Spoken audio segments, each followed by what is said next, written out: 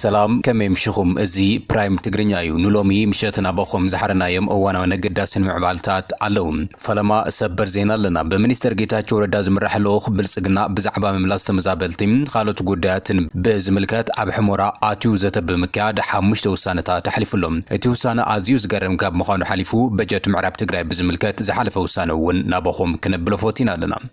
እዚ ከምዚ ኢሉ እናሃለወ እቲ ናይ ጌታቸው ጉዕዞ ዝተቃወመ ሳልሳይ ወያነ ትግራይ መንግስቲ ፌደራል ሸፈት ጠጠው ከብል ጻውዒት ተቕሪቡሎም ኢራን ኣብ ሃገረ ኳታር ዝርከብ ናይ ኣሜሪካ ወታደራዊ መንበሪ ብ6 ሚሳይላት ደብዲባ እቲ ደብዳብ ኳታር ክልል ኣየራ ምስ ዓጾቶ ድሕሪ ሒደት ደቃይቕ ምዃኑ ተገሊጹሎም ነዚዮምን ካልኦትን ዛዕባታት ኣለውና ክሳብ ሞዳታ ክትከታተሉና ንዕድም ቻናልና እውን ሰብስክራይብ እናገበርኩም ተኸተሉና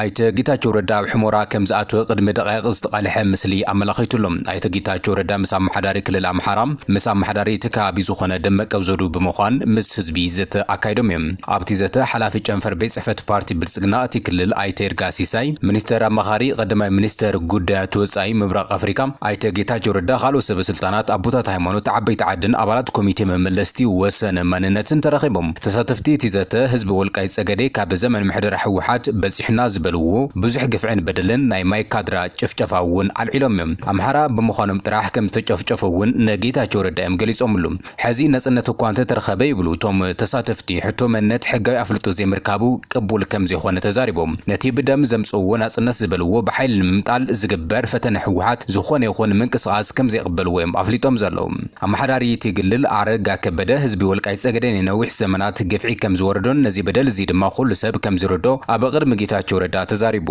መንግስቲ ፌደራል ዝለኣኾ ልኡኽ ብልጽግና ሎሚ ምሸት ምስ ዝምልከቶም ሰብ ግዳ ኣካላት ዕሙቕ ዝበለ ዘተ ድሕሪ ምክያዱ ነዚ ስዕቢ ውሳነ እውን ኣመሓላሊፉሎም እቶም ውሳነታት 5 እዮም ካብ ምዕራብ ትግራይ ዝተፈናቐሉ ዜጋታት ምስቲ ናይቲ ዞባ ዘለዎ ጂኦፖለቲካ ጥቕምን ጉድኣትን ነቲ ሃገር ዘለዎ ትጽዕኖ ብምግምጋም ተፈናቐልቲ ብዘይ ሓደ ዕጡቕ ናብቲ ከባቢ ክኣትዉ እውን ተወሲኑሎም ኩነታት ጸጥታን ምሕደራን ክሳብ ሕጋዊ መሰል ዓርሰ ውሳነ ሪፈረንደም ዝካየድ ሙሉእ ንሙሉእ ኣብ ትሕቲ ቁፅር ፌደራል ክኸውን እውን እቲ ካልኣይ ውሳነ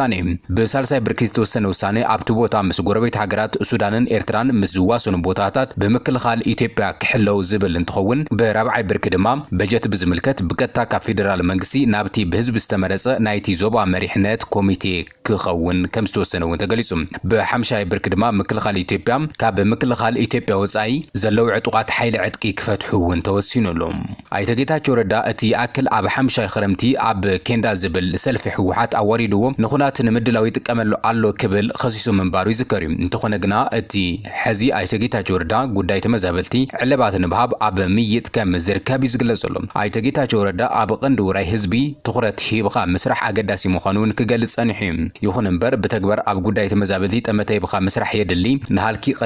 ቀደም ህኪ ዕንክሊል ከይኸውን ሓቅነት ዕላማን የድልዮ ዝብል ርእይቶ ብዙሓት ኮይኖም ኩሉ ግዜ ኣንጻር ትግራይ ዝግበር ምንቅስቓስ ብኩሉ ትግራዋይ ክኸውንን ከም ዝግባእ ይዝግለጸሎም ኩሉ ግዜን ህዝብኻ ምስራሕ ጽባሕኻ ይኹርዕ እምበር ኣይሕፍርን ከምኡውን ህልክ ዝመልኦ ፖለቲካን ህዝብን ከም ዘይጠቅም ፈሊጥኩም ኣፈላላይኩም ብምጽባብ ህዝቢ ዝረብሐሉ ተግባር ስርሑ ዝብል መልእኽቲ እውን ተመሓላሊፉሎም ብምኽንያት እዚ ድማ ኩሎም መንገድታት ኬላታት ሕሞራ ተዓጽዮም ከም ዘለዉ ፍልፍላት ሓቢሮም ኣሎም ሰበስልጣናት ብልጽግና ፌደራል ንሓለፍቲ እቲ ዞባ ኣኪቦም ከም ዘዘራርቦም ፍልፍላት ዝሓበሩ እንትኸውን ጌታቸው ረዳ ኣብቲ ቦታ ምስ ዘለዎ ህዝብታት ተረኺቡ ተመዛበልቲ ብውሕስ ኣገባብ ናብ ዓዶም ዝምለሱሉ ኣገባብ ከም ዝመኽረ እዩ ዝግለጽ ዘሎ ተመዛበልቲ ብሰላማዊ መንገዲ ናብ መረበቶም ዝምለሱሉ ዕድል ይመቻች ኣሎ ማለት ምዕራብ ትግራይ ማእኸል ኹናት ዘይኾነስ ማእኸል ሰላም ልምዓትን ክትኸውን ዓርሰ ምሕደሮም ዝምለሱሉ ይኸውን ኣሎ ማለት እዩ ክብሉውን ብዙሓትን ኣገለጽዮም ዘሎም ይኹን እምበር በሸነኽ ደገፍቲ ሕወሓት ኣይተ ጌታቸው ረዳ ብዝኾነ መንገዲ ንትግራይ ኣይወክልን ወሲኾም ድማ ሕዝውን ዳግማይ ጸለምቲ ናብ ጽላእቲ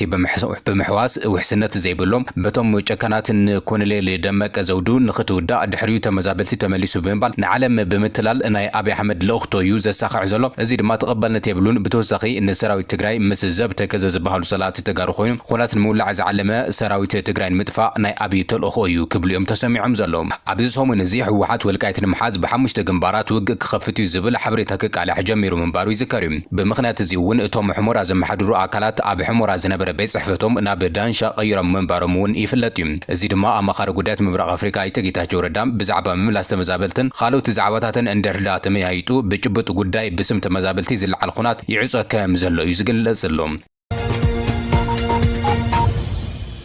እዚ ከምዚ ኢሉ ንሃሎ መንግስቲ ፌደራል ጉዳይ ምምላስ ተፈናቀልትን ግዛት ትግራይን መፍራስ ዘይሕጋዊ ምሕዳራትን ሓዊሱ ዘለዎ ሓላፍነት ትሸለል ብምባል ቅድመ ኩነት ብምቕማጥን ስቃይ ተፈናቀልቲ ዝተሰደዱ ደቂ ብሔረ ትግራይ ክናዋሕ ኣብ ምግባር ዝፃወቱ ዘሎ ግደ ሓላፍነት ዝጎደሎ ሓደገኛን እከይ ከም ዝኾነ ሳልሳይ ወያነ ትግራይ ገሊጹ ዘሎ እቲ ውድብ ከም ዝገልጾ እንተኮይኑ መንግስቲ ኮይኑ ሓላፍነት ዝወሰደ ሓይሊ 100% ድልውየት ዝብል ካብ ፖለቲካዊ ሓልኪ ዝሓልፍ ነፍሒ ካብ ምጥቃም ሓሊፉ ኣብ መሬት እዚ ዝበሃል ተግባር ከም ዘይዓመመ ብተወሳኺ ብትርጉም ንባዕሉ ከም ካልኣይ ደረጃ ሓላፍነት ዘለዎ ገይሩ ብምውጻር ኣብ ስቃይ ተመዛበልትና ይፍጽሙ ካብ ዘሎ ገበን ኢደይ ንጹህ እዩ ዝብል ሸፈት ብቃልዕ ካብ ዝርአ እውን ነዊሕ ገይረሉ ክብል ይኸሲሱ ዘሎ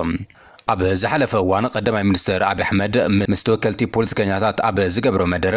ብዛዕባ ተፈናቀልቲ ኣብ ዘልዕሎ ሓሳብ ተፈናቀልቲ ክምለሱ ሙሉእ ፐርሰንት ድልዋቲና ክብል ገሊጹ ምንባሩ ይዝከር እዩ እንተኾነ ሳልሳይ ወያነ ነዚ ዝመለሰ ክንዲ ጠለብ ተፈናቀልትን ዝተሰደዱን ወገናት ምምላስ ክንዲ ትግራይ ከም ብሔር ተቐርቦ ሕቶ ግዛታዊ ሓድነት ብመሰረት ሕገ መንግስቲ እቲ ሃገር ናብ ንምሩ ምምላስ ነዞም ጠለባትን ሕቶታትን ከም ኩናት ጻሕታራይነት ክውሰዱ ዝኽየደሉ ርሕቀት ካብ ሓላፍነት ንምህዳም ዝግበር ሸፈት ከም ዝኾነ ሳልሳይ ወያነ ትግራይ ገሊጹ ዘሎ ሰብ ሕወሓት ንሕቶ ተፈናቀልቲ ከም ጅሆ ገይሮም መሓዞም ተቐባልነት ዘይብሉ ካልእ ሓላፍነት ዝጎደሎ ተግባር ዝበለት ይውድብ ሓደገኛን እከይን ስራሕ ከም ዝኾነ ሳልሳይ ወያነ ትግራይ ብተደጋጋሚ እናፍለጠ መጽኡ ክብል እውን ገሊጹሎም እዚ ብጸረ ብሔር ትግራይ ዝኾነ ፖለቲካ አካይዳን ሰብ ሕወሓት መንግስቲ ኢትዮጵያ ግቡእ ከይዋጻእ ከምኡ ድማ ካብኡ ድማ ንሸበጣቱን ሸርሕታቱን ምቹ ባይታ ዝፈጠረ ብሕግን ታሪክን ዝሕትት ተግባር ከም ዝኾነ ድማ ሳልሳይ ወያነ ትግራይ ኣምን ክብል ይውድብ ገሊጹሎም ኣብ ከቢድ መከራ ዝርከብ ተፈናቀልትናን ዝተሰደዱ ደቂ ትግራይ ክረምቲ ቅድሚ መሊኡ ምእታው ኣብ ዘለዎ ሓጸርቲ መዓልታት ክመልስዎም ይኹን ረባሕታት ትግራይ ከኽብርዎም ኣብ ልዕሊ ዝምልከቶም ኣካላት ሓያሉ ጸቕቲ ኣብ ምግባር ብህዙጽ ክንረባረብ ኣብ ዝግባእና ቀጢን ግዜ ከም ዘለና ብምማን ሕድሕድ ትግራዋይ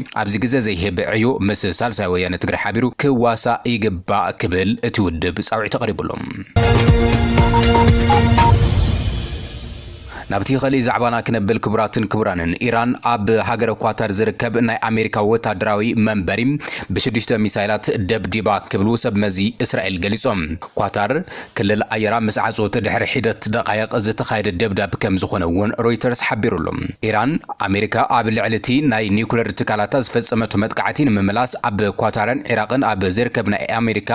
ወታደራዊ መደብራት ሚሳይላት መጥቃዕቲ ከም ዝሰንዘረት እዩ ኣፍሊጣ ዘላ እዚ ስጉምቲ እዚ ነቲ ኣብ መንጎ ክልቲን ሃገራት ዝነበረ ወጥሪ ናብ ቀጥታዊ ወታደራዊ ግጭት ተሰጋገረ ክኸውን እውን ተኽእሎ ኣሎ እዩ ነቲ ቁልውላ ማእኸላይ ምብራቕ ድማ ናብ ሓድሽን ሓደገኛን ምዕራፍ ኣትይዎ ከም ዘሎ ፍልፍላት ዝገልጹ ዘሎ እቲ እስላማዊ ሰውራዊ ሓለዋ ሰራዊት ኢራን ኣብ ዘውፅኦ መግለጺ ብስራት ዓወት ብዝብል ስያመ እተውሃቦ ናይ ሕነ መፍዳይ ወፍሪ ከም ዝጀመረ ኣረጋጊጽ ኣለኹ ክብል ይገልጹ ቀንዲ ሽቶ ናይቲ መጥቃዕቲ ድማ እታ ኣብ ኳታር እትርከብ ኣብ ማእኸላይ ምብራቕ ዝዓበየት ማእኸል ሓይሊ ኣየር ኣሜሪካ